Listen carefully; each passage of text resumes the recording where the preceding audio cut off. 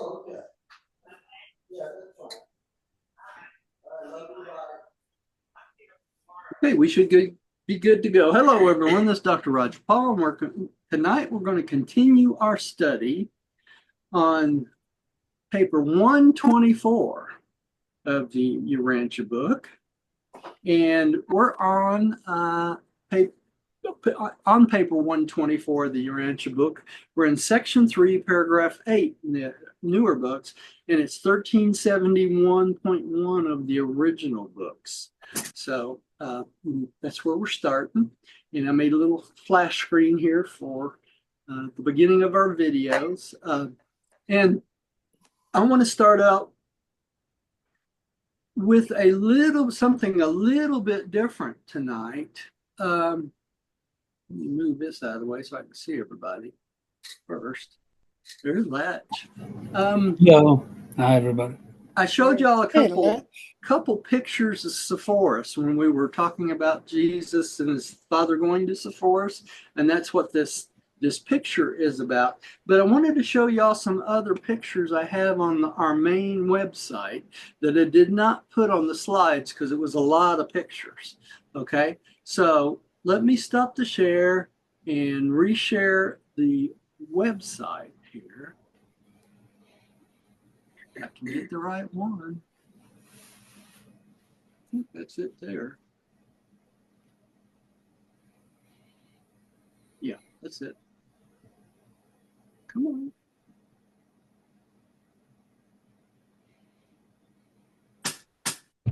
Okay, I got it. Y'all should see. Yep. Yeah, the foundations. The foundations. That's right. Let me make this a little bit bigger if I can. Of what, a temple or? Yeah, this is basically of the.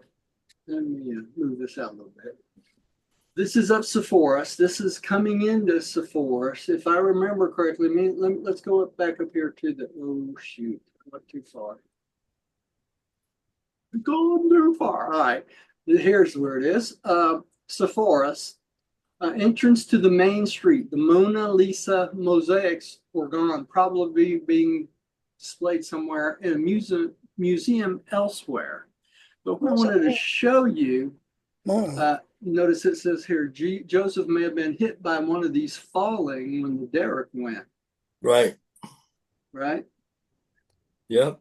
Well, it went all the way down. Let's try this again. It's got some nice pictures. That's why I wanted to show y'all. These are all of Sepphoris. This is the walkway. Can't move that one that way, can I? Let me try it this way here. There we go. This is the walkway coming in. And this is the one where they said the frivolous courtesans would have paraded about on the Carbo, South Oregon Main Street of Sepphoris. Can y'all see that? Yeah. Yeah, you get hit by one of those. Yeah, you'd be in trouble. Yep. And that's the main thoroughfare coming in. And it's got some interesting, look at this tile work they have on the ground here. Oh my God. Very fancy.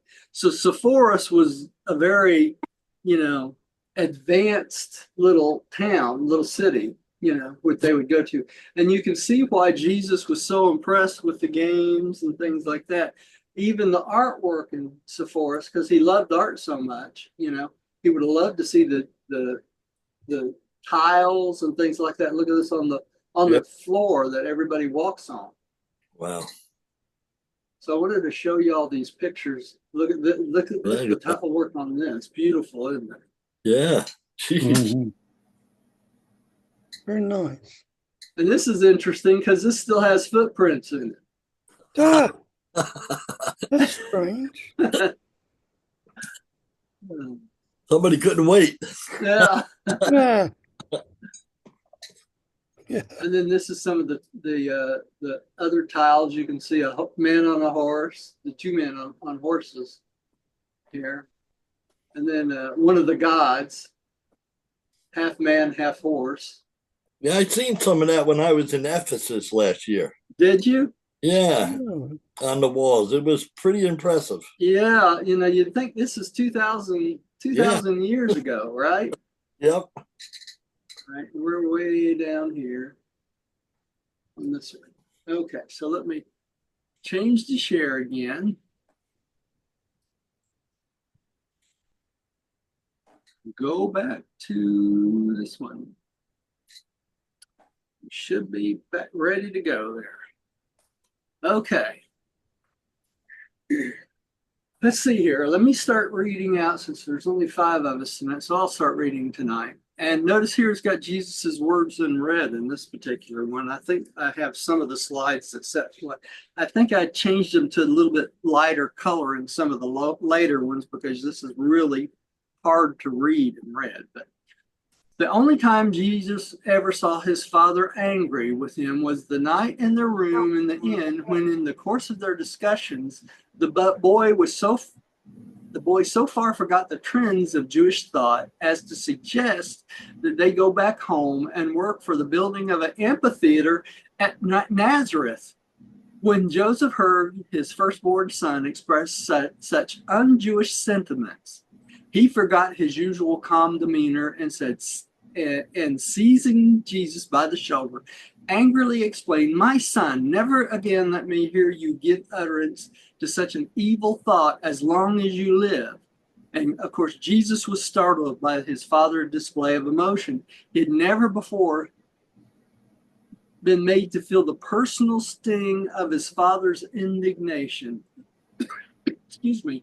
And astonished and shocked beyond expression, he only replied, "Very well, my father, it shall be so." And never again did the boy, even in the slightest manner, allude to the games or other athletic activities as the Greeks as long as his father lived. So he didn't realize how touchy his father would be about doing this. Right? well, I've forgotten. How old is he now? About 10? About 10. Yeah. Okay. Right before his 10th birthday, I think it was. All right. Diane, Excuse me. what a pollen's back.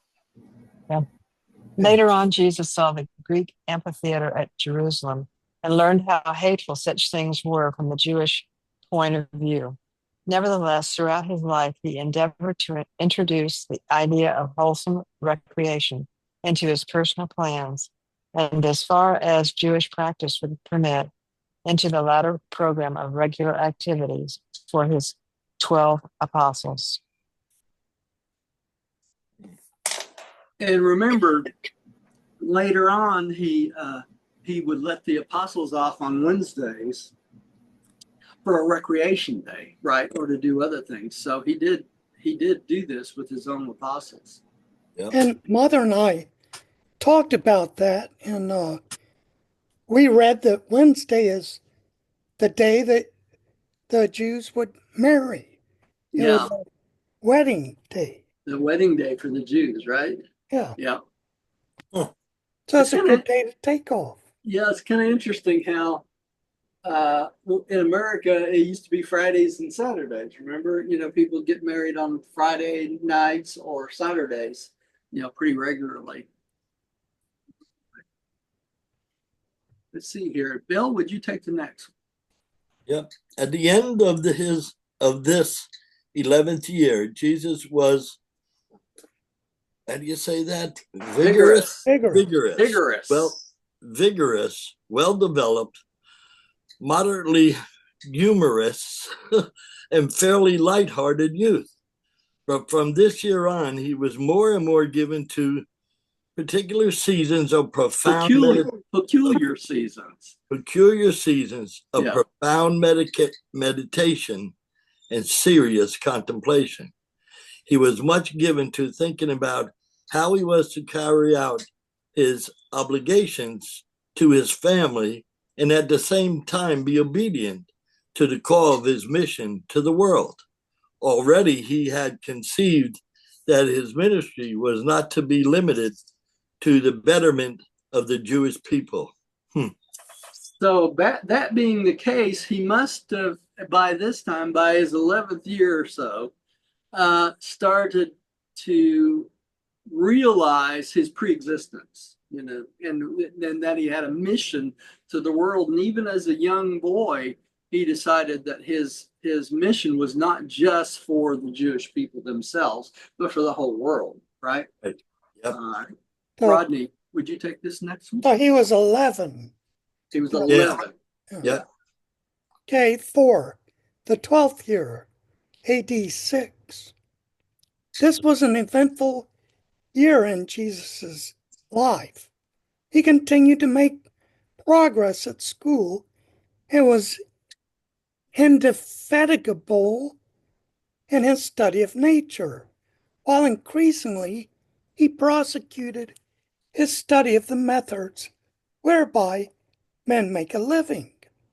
He began doing regular work in the home carpenter shop and was permitted to manage his own earnings, a very unusual arrangement to obtain in a Jewish family.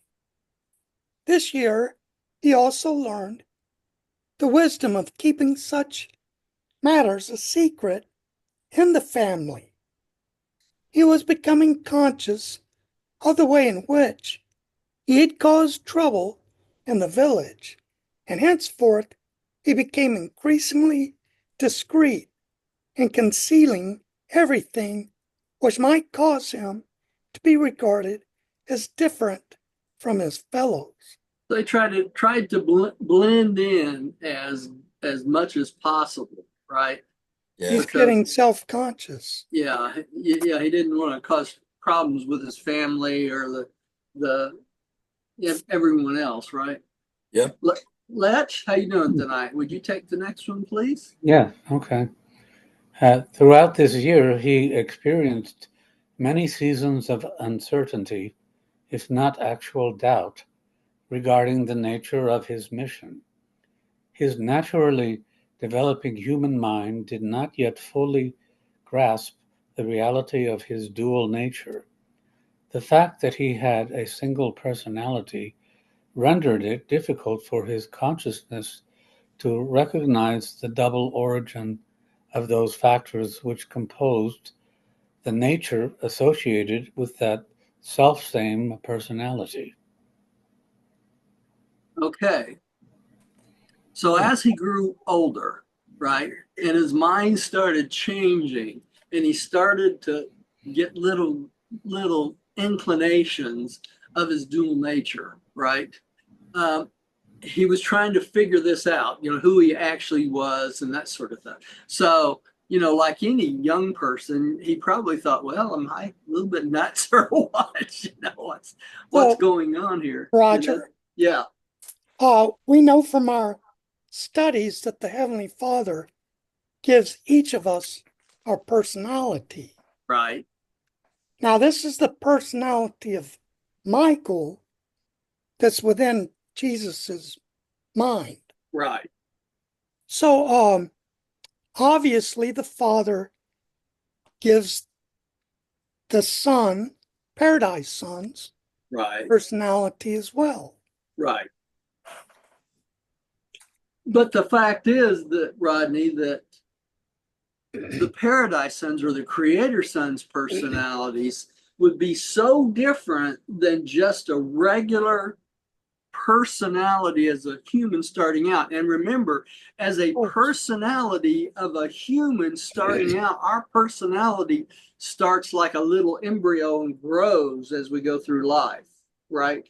Where Jesus has already had his full-blown Michael personality, but along with that, he had the human, if you would, experience, right? Yep. Human experience of his mind and his brain. So he was dealing with the personality changes of the human mind and brain with the divine mind and brain superimposed on that, right? So he was still going through the embryo growing of the mind, right?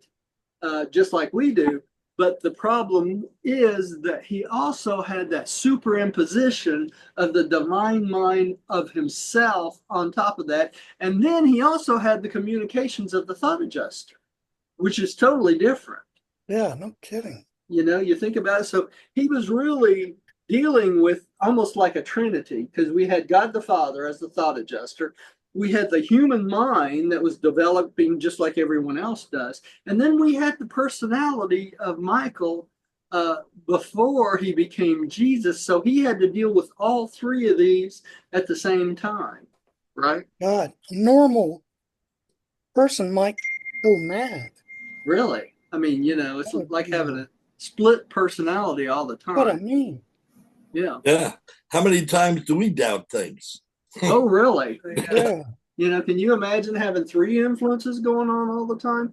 You know, it's think of our own life when we think, is this God telling me to do something? You know, how many times have you asked yourself that? Yep. Is this the Father trying to direct me in a certain way so this is be his will? And we can't say for sure, just like Jesus couldn't say for sure at first. Right. When he became a full-blown man, he could communicate with God the Father, but not at this point. He was just like we are. Yep. Kind of lost.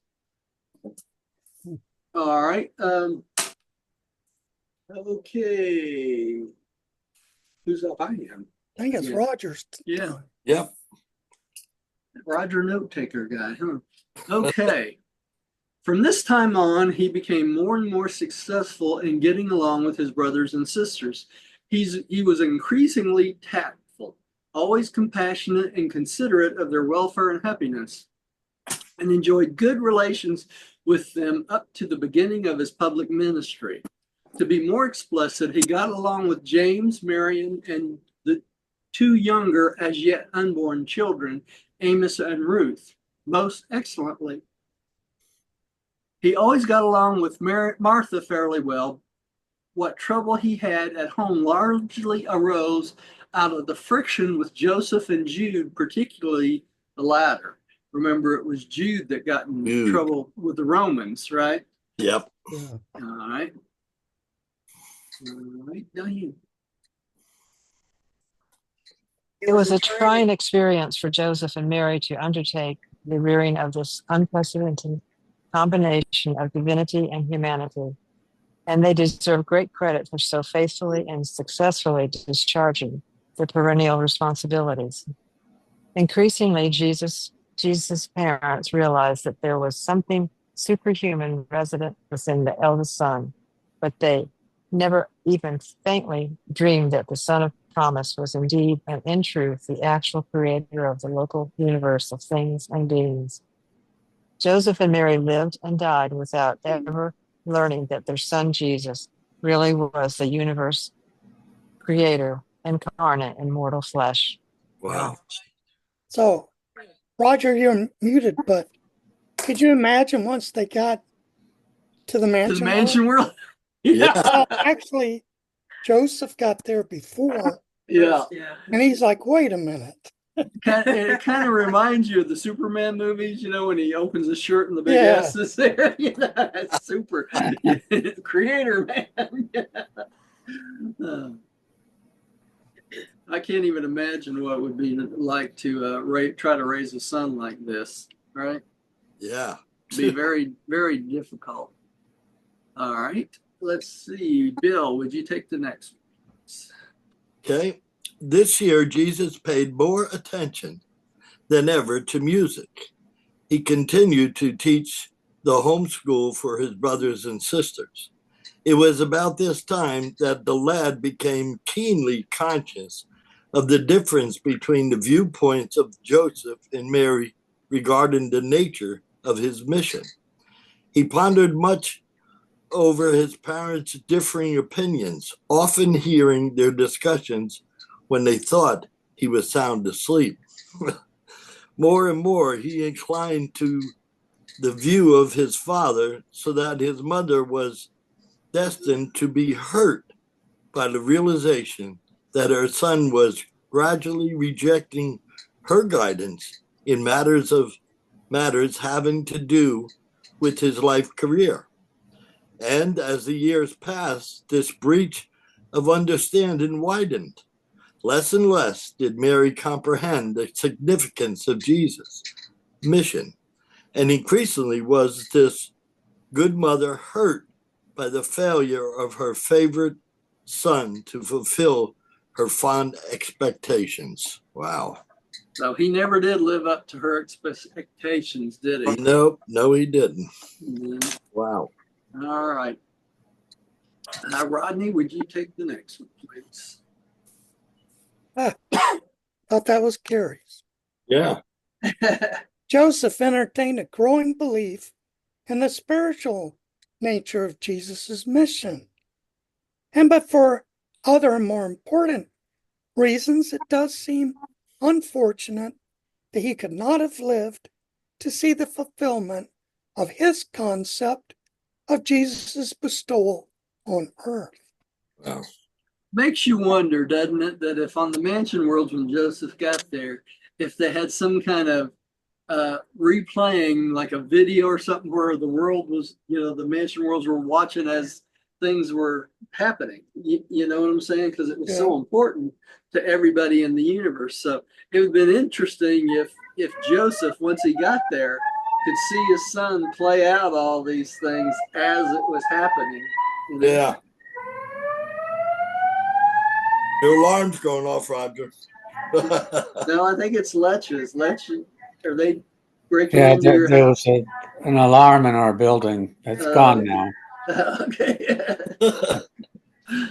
All right. Let's see who's next. Letch, I think you're up next. Okay. Yeah. No, Roger's up next, isn't he? No, I'm after Letch. No, Rodney. Oh, Rodney. Yeah. Hopefully that'll go He away. just read. Oh, that's right. I'm sorry. That was a short one. Yeah. It was Gary's. I'll go ahead. I think there's Okay. lots of noise. During his last year at school, when he was 12 years old, Jesus remonstrated with his father about the Jewish custom of touching the bit of parchment nailed upon the doorpost each time on going into or coming out of the house, and then kissing the finger that touched the parchment. As a part of this ritual, it was customary to say, "The Lord shall preserve our going out and our coming in from this time forth and even forevermore." Joseph and Mary had repeatedly instructed Jesus as to the reasons for not making images or drawing pictures, explaining that such creations might be used for idolatrous purposes. Though Jesus failed fully to grasp their proscriptions against images and pictures, he possessed a high concept of consistency and therefore pointed out to his father the essentially idolatrous nature of this habitual obeisance to the doorpost parchment. And Joseph removed the parchment after Jesus had thus remonstrated with him. So Joseph basically agreed with Jesus after it was explained to him that this was idolatrous, that to do this ritual of kissing the door parchment and stuff. And that came from Moses. That's that original thing. Oh. So they never again did that. And of course, none of the apostles did it after they joined Jesus either. Well, Let's, why don't you mute? Joseph probably Now, thought, I'll mute myself. All right. Joseph probably thought about for a minute and said, you're right. So, You're right. Let's come to think of it. Yeah. No. So he was right. Okay, let's see. Diane, you're back up here. Not Roger's up. What I thought. Okay. Was left of it anyway. It's a busy day. It's a busy day. Yeah. As time passed, Jesus did much to modify their practice of religious forms. such as the family prayers and other customs. And it was possible to do many such things at Nazareth, for its synagogue was under the influence of a liberal school of rabbis, exemplified by the renowned Nazareth teacher Jose. You know, it's kind of funny because if they lived in a strict Jewish area, they would not have been able to do that, would they? Right. Okay, so you went from the short one to the... Okay. Throughout this and 2 following years, Jesus suffered great mental distress as the result of his constant effort to adjust his personal views of religious practices and social amenities to the established beliefs of his parents. He was distraught by the conflict between the urge to be loyal to his own convictions and the conscientious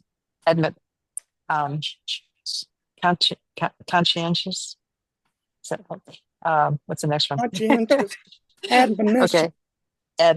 Okay, to dutiful submission to his parents. His supreme conflict was between 2 great commands which were uppermost in his youthful mind. The one was, be loyal to the dictates of your highest convictions of truth and righteousness. The other was, honor your father and mother, for they have given you life and the nurture thereof. However, he never shirked the responsibility of making the necessity daily adjustments between these realms of loyalty to one's personal convictions and duty towards one's family. And he achieved the satisfaction of effecting an increasingly harmonious blending of personal convictions and family obligations into a masterful concept of group solidarity based upon loyalty, fairness, tolerance, and love. Wow. Okay, so he was trying to find a even place between his convictions and those of his parents, right? Right. Let me give y'all an example of how we have, each one of us, had to go through the same sort of personal conviction battle within our own minds. You want a good example of that? Yeah, the churches we grew up in. The churches we grew up in with the enlightenment of the Urantia Book, especially the sacrificial lamb concept, right? Correct. Because we grew up being instilled in our mind that Jesus died for everyone's sins, right? Over and over and over. And that was the whole purpose of the cross, was Jesus to die for everyone's sins. Right. And then we got the Urantia Book, and we found out that God forgives sin. Jesus didn't die for sins. Jesus came to finish his 7th bestowal and show all mankind the way to the Father, didn't he? The fatherhood of God and the brotherhood of men. That was his mission. Right. But remember, the first time you heard that from reading the book, it immediately set up this conflict of your own mind, of something that you have been trained your whole life. And then when enlightenment comes along and you find out it's not exactly like you thought it was, think about the conflict in your own mind that went on. Well, for me, Roger, personally, when I read that, I went, I knew it. I knew that was right. And there was no conflict for me. Yeah. Mm-hmm. I knew it was not. The blood thing was just it was primitive. Never did set right? Yeah. You know, I thought that many times growing up, but I had been so instilled with that by the time I hit about 16, 17, I was convinced that's the way it was. You know, when I made my dedication to go in the ministry at 17, you know, I believed it wholeheartedly, you know, and then when this book comes along, you know, when I got through reading the book the first time, the only thing I thought when I shut the last page of the book was, one thing's for darn sure, if this is not true, it sure ought to be. Yeah. You know? That's for sure. So, and that's the way we look at it. But this is the kind of conflicts that Jesus went through as a boy, because he knew what the real law was in his own personality from being Michael before he came. But he still tried to go by what his father and mother were taught and what they tried to do in their home, which is, it really was honorable. Okay. Try to talk to a Catholic about that, and you'll have the most difficult time in the world. I've tried. Yeah. Oh, well, the Baptist, the Pentecostal, all of them. Yeah. About the only one you don't have a trouble with that is if you talk to someone like the Mormons, because the Mormons are more open-minded to start out with. Yeah. But it's kind of interesting how each church gets their own doctrine and what they believe is true. And then when something like this comes along, it upsets the apple cart pretty bad. For a lot of people, Yeah, I was raised Catholic too. Yeah, my wife was raised Catholic, so I lived in the brother house for a while. yeah, she was going to become a nun. She was in the process. So. And of course, I said I had an opinion about that. I just said I'll have none of that. Yeah.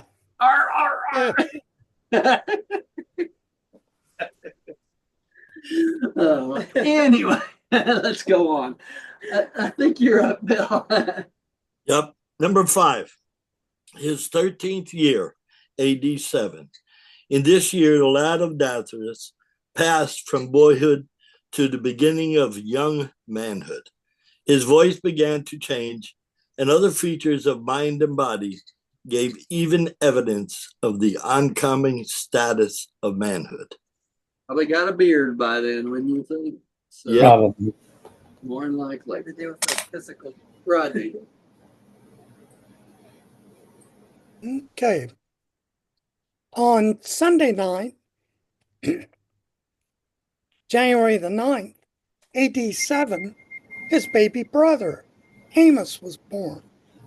Jude was not yet 2 years of age, and the baby's sister, Ruth, was yet to come. So it may be seen that Jesus had a sizable family of small children left to his watch care when his father met his accidental death the following year. Okay, so his mother was still having babies, and so they were building up the family, and of course his dad got killed the next year. All right, Letch, would you take the next one? Yeah. Sorry about that alarm. It's gone now. That's okay. Yeah. It was about the middle of February that Jesus became humanly assured that he was destined to perform a mission on earth for the enlightenment of man and the revelation of God. Momentous decisions coupled with far-reaching plans were formulating in the mind of this youth, who was to outward appearances an average Jewish lad of Nazareth. The intelligent life of all Nebadon looked on with fascination and amazement as all this began to unfold in the thinking and acting of the now adolescent carpenter's son. See, this is what we were talking about a while ago. It says here, the intelligent life of all Nebadon looked on with fascinations. So it makes you think that maybe when Joseph got to the mansion world, he could actually see what was transpiring. Yeah, that's what I mean. As they were going. Yeah. So, Roger, this right here tells me he was 13. Yes. That's his age now, right? Yeah, he was 13 when his father died, I believe. I don't. Oh, he was 14. No, I don't remember if he turned to 14 or not. It's coming up here. In the next, well, that's true. But what I mean is, when the celestial visitor told him to be about his father's business. Yeah. So it's stating apparently he was 13. Right. Also, one other thing I'd like to bring up is now that he's adolescence, so at once you turn 13, you're no longer a lad. No. And I say that is because later on we'll find out John Mark was a lad. Right. So he must have been 10, 11, or 12 years old. 12, something like that. Well, it says exactly how old he was when he went with him, and he had to get his parents' permission to go with Jesus, and Jesus talked to his parents to make sure it was okay. The other thing is, remember the discussion when they went to Jerusalem about him being 13, being a child. He was considered a full-grown man, but it was something to do with when his birthday fell. Yeah. Remember that? Yep. So, Well, it was if you were a citizen of Jerusalem, right. you had to be a full 13. Full 13, and not just 12 and 3/4 or whatever, or we're going to get to that shortly. So we'll talk about that when we get there. All right, let's go on to the next one. I guess, am I next again? Yep, you're up, Roger. On the first day of the week, March 20, AD 7, Jesus graduated the course of training in the local school connected with the Nazareth synagogue. It was a great day in the life of any ambitious Jewish family, the day when the firstborn son was pronounced a son of the commandment, and the ransomed, get this, the ransomed firstborn of the Lord God of Israel, a child of the Most High, and the servant of the Lord of all the earth. Did you see the ransomed firstborn there? Yep. Yeah. Part of that sacrificial lamb concept, right? Correct. Well, they used to sacrifice their firstborn son. Yep, every one of them. Which is what a shame. It's a shame. All right. I would have been sacrificed. Yeah. Well, yeah, me too. Jeez, that's not good. Yeah. Yep, you'd have been in trouble any way you look at it. Yeah. Okay. Let's see, Diane, you're back. Friday of the week before, Joseph had come over from Sepphoris, where he was in charge of the work on a new public building. To be present on this glad occasion, Jesus' teacher confidently believed that his alert and diligent pupil was destined to some outstanding career, some distinguished mission. The elders, notwithstanding all their trouble with Jesus' nonconformist tendencies, and were very proud of the lad and had already begun laying plans which they would enable him to go to Jerusalem to continue his education in the renowned Hebrew academies.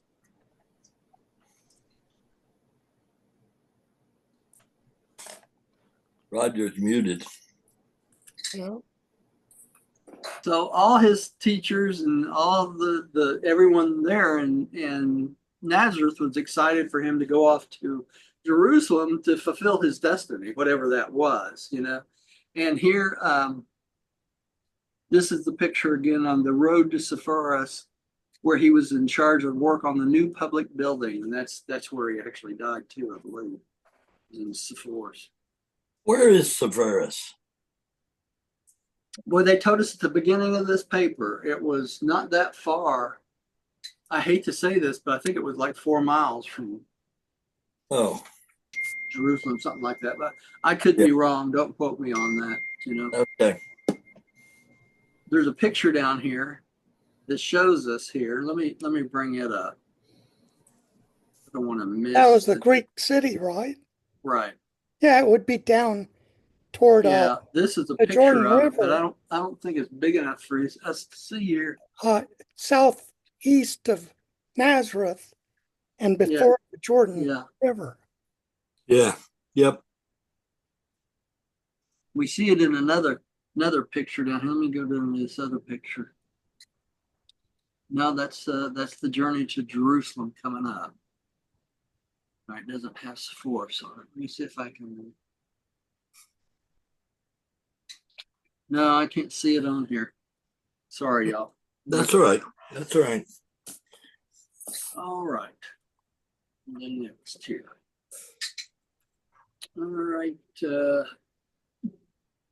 Bill, I think you're next. Okay. As Jesus heard these plans discussed from time to time, he became increasingly sure that he would never go to Jerusalem to study with the rabbis. But he little dreamed of the tragedy so soon to occur, which would ensure the abandonment of all such plans by causing him to assume the responsibility for the support and direction of a large family presently consists of 5 brothers and 3 sisters, as well as his mother and himself. Jesus had a large and longer experience rearing this family than was accorded to Joseph, his father. And he did measure up to the standard which he subsequently set for himself to become a wise parent. Patient. Oh, yeah, it is patient. Thank you. Understanding and effective teacher and eldest brother to this family, his family, so suddenly sorrow-stricken and so unexpectedly bereaved. Okay. So he was 13. Yeah. Now this happened right after this trip to Jerusalem, the journey to Jerusalem. So we'll go through that first, and then we'll go through the death of his father, if I remember correctly. It's so long since I read this. Normally I read these things before the class, but I was so tied up today I wasn't able to. Yeah. All right, here we go. Understandable. Let's see, Rodney, would you take the next one? Yes. 6, the journey to Jerusalem. Jesus, having now reached the threshold of young manhood, and having been formally graduated from the synagogue schools, was qualified to proceed to Jerusalem with his parents to participate with them in the celebration of his first Passover. The Passover feast of this year fell on Saturday, April the 9th, AD 7.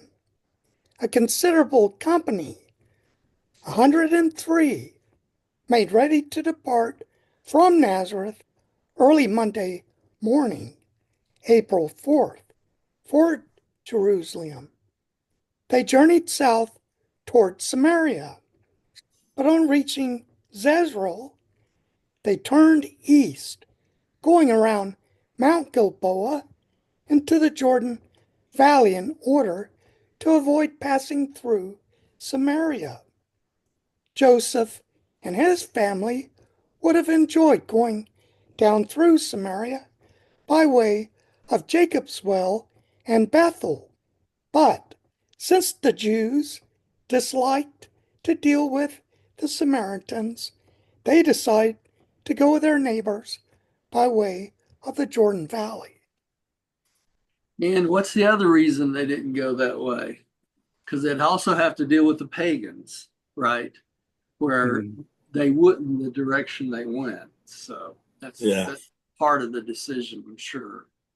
All right, and this is a picture of them going, and this is the next one. It was really a better picture. This is part of the maps that I put in there, and it shows from where they left the home in Nazareth and their trip on where all the stops they made all the way down to Jerusalem.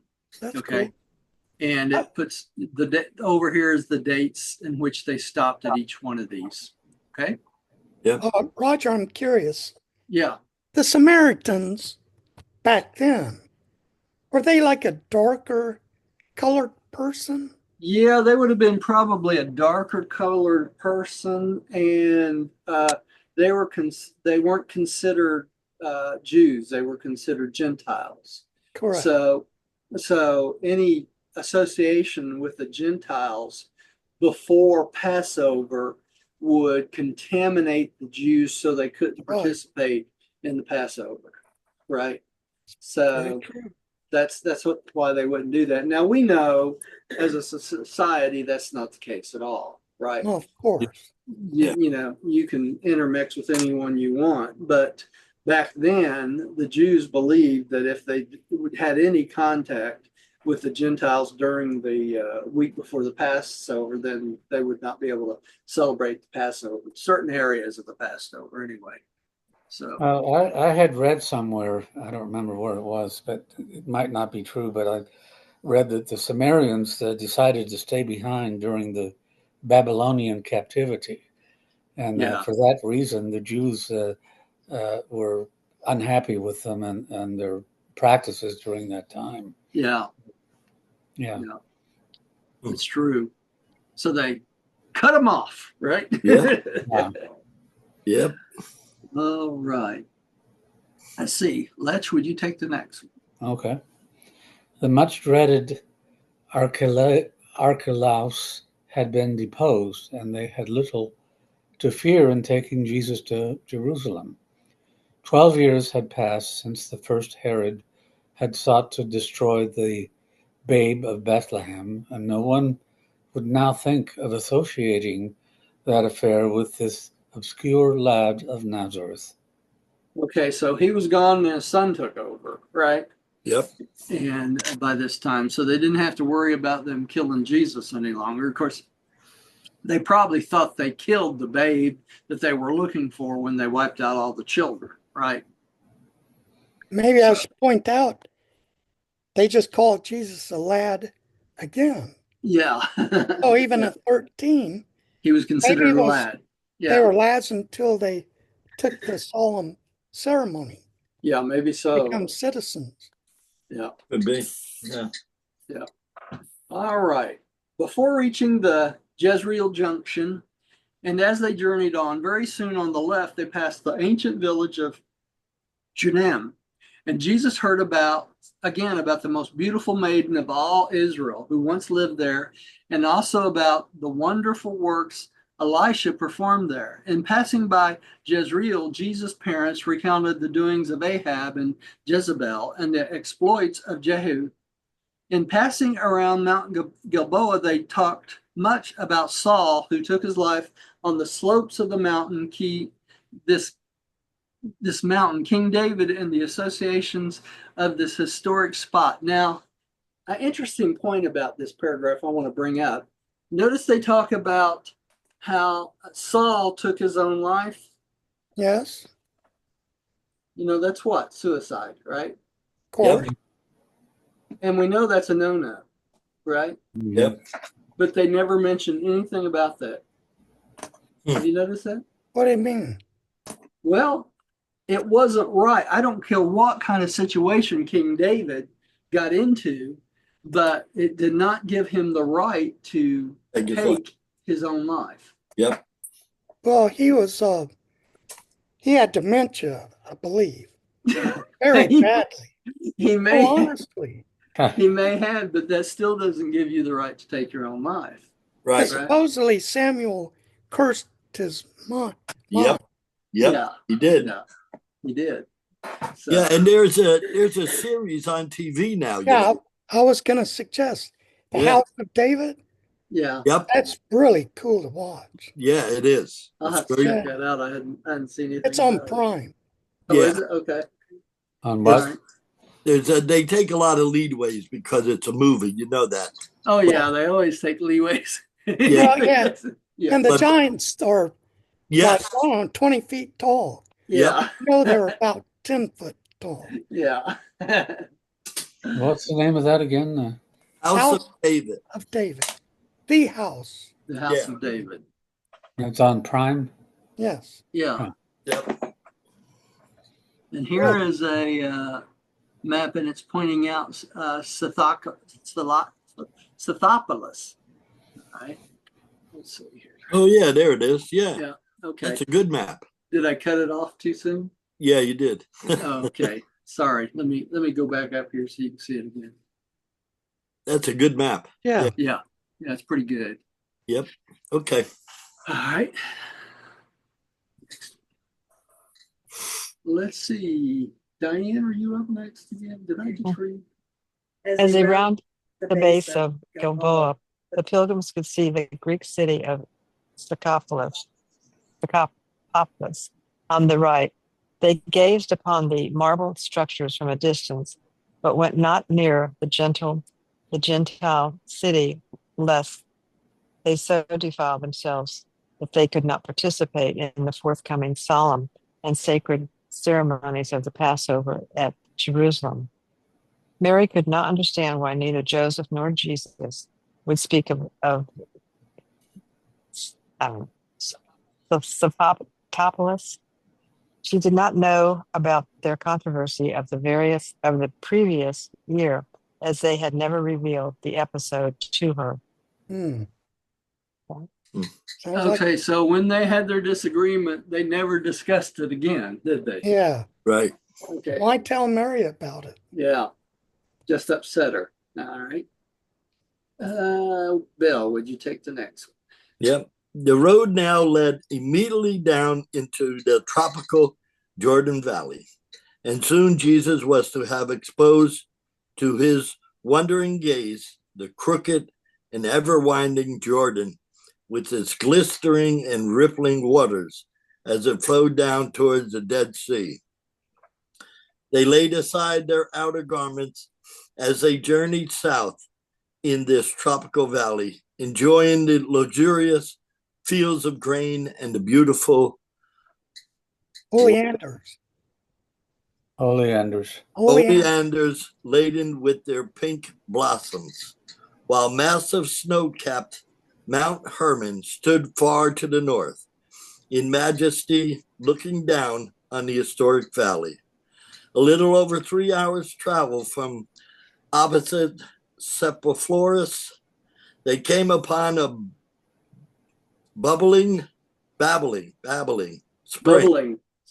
spring. And here they camped for the night out under the starlit heavens. Ooh, that must have been nice. Yeah, Beautiful. nice camping place, huh? Yeah. Yeah. I'd Rodney, like would you to visit there Yeah. Yeah. at this time of year, too. Yeah. All right. Would you take the next one?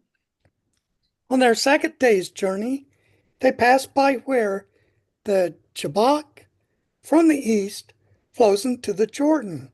And looking east up this river valley, they recounted the days of Gideon, when the Midianites poured into this region to overrun the land.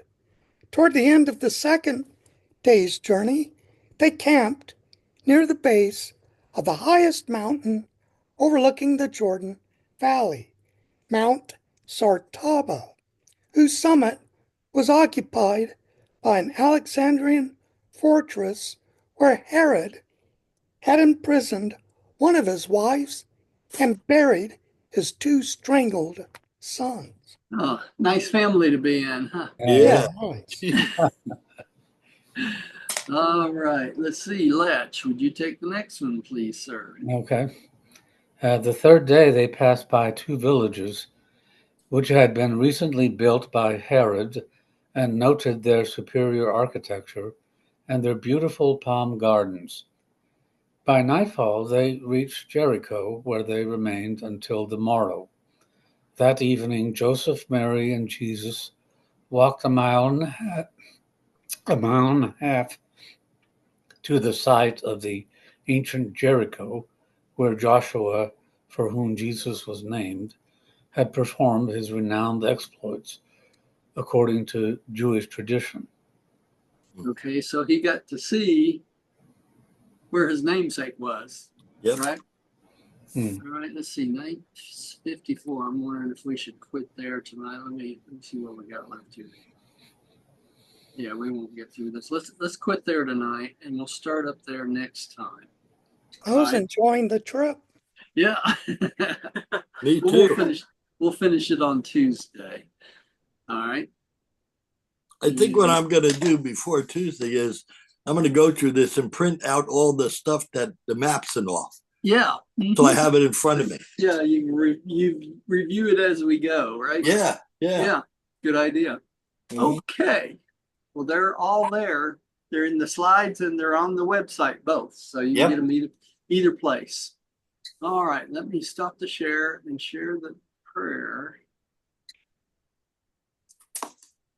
Okay. Who hadn't did the prayer in a while? I don't know. Sweetie, you want to do the prayer? Okay.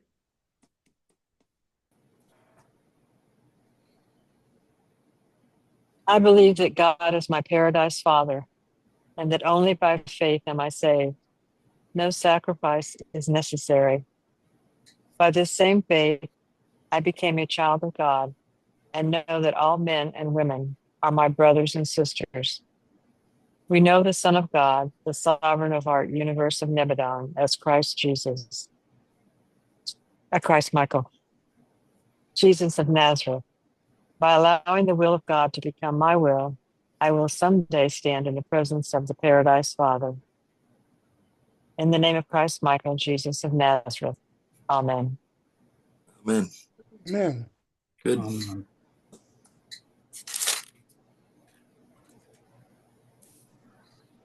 So muted. Thanks everyone for coming. Yep. Please come see us again next time.